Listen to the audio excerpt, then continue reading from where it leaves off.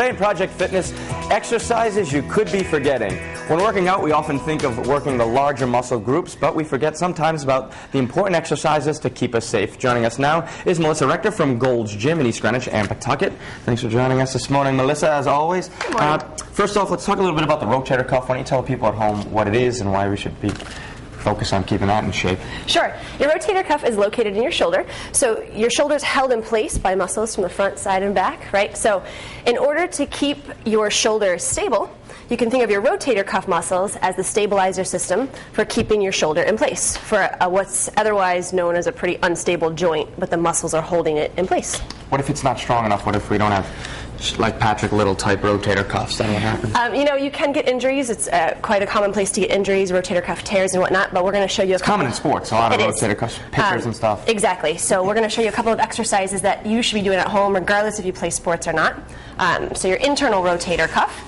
Ideally, you'd have a band. You could also use a tube, a free weight, but today we're going to use a resistance tube. But you'd want it level with you. But what you do is keep your elbow in nice and tight to your side.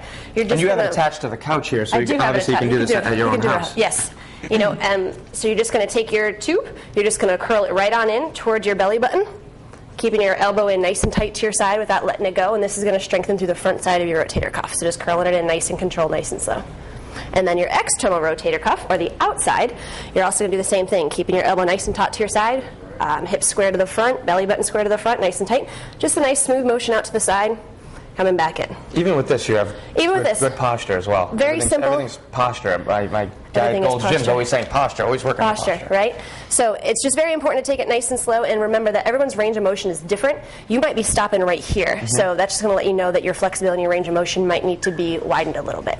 Is this an exercise you should do sets in, or you should do it until you're burned out? Or? No burned out. Absolutely sets in this for your internal and external rotator cuffs, just like any other muscle group, maybe twice a week. But what it's going to allow you to do is your big motions, like bench pressing that gentlemen usually like to do. It's actually going to allow you to get stronger in that. It's going to allow you to lift more because your stabilization system is going to help you to lift those heavier weights in your pressing motions. There you go. Strengthening our rotator cuffs first thing in the morning. Thanks so much, Melissa. For more information on Gold's Gym or East Greenwich, just head over to the website foxprovidence.com.